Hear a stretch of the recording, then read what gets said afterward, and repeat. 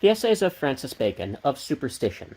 It were better to have no opinion of God at all, than such an opinion as is unworthy of him. For the one is unbelief, the other is contumely, and certainly superstition is the reproach of the deity. Plutarch saith well to that purpose. Surely, saith he, I had rather a great deal men should say there was no such man at all as Plutarch, than that they should say, there was one Plutarch that would eat his children as soon as they were born.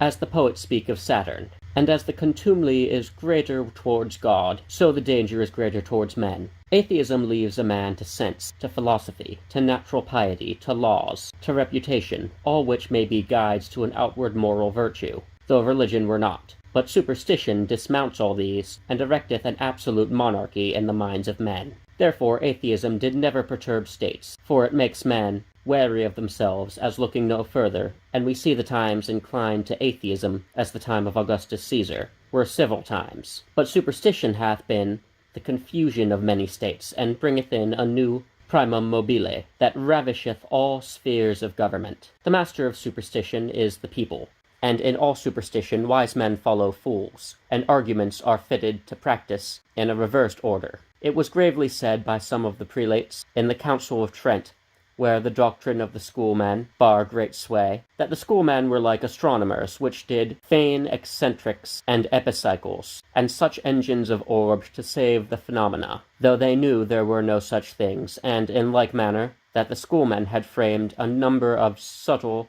and intricate axioms and theorems to save the practice of the Church. The causes of superstition are pleasing and sensual rites and ceremonies, excess of outward and farcical holiness, over-great reverence of traditions, which cannot but load the Church, the stratagems of prelates for their own ambition and lucre, the favouring too much of good intentions, which openeth the gate to conceits and novelties, the taking an aim at divine matters by human, which cannot but breed a mixture of imaginations, and lastly, barbarous times, especially joined with calamities and disasters. Superstition without a veil is a deformed thing, for as it addeth deformity to an ape, to be so like a man, so the similitude of superstition to religion makes it the more deformed. And as wholesome meat corrupteth to little worms, so good forms and orders corrupt into a number of petty observances. There is a superstition in avoiding superstition, when men think to do best, if they go furthest from the superstition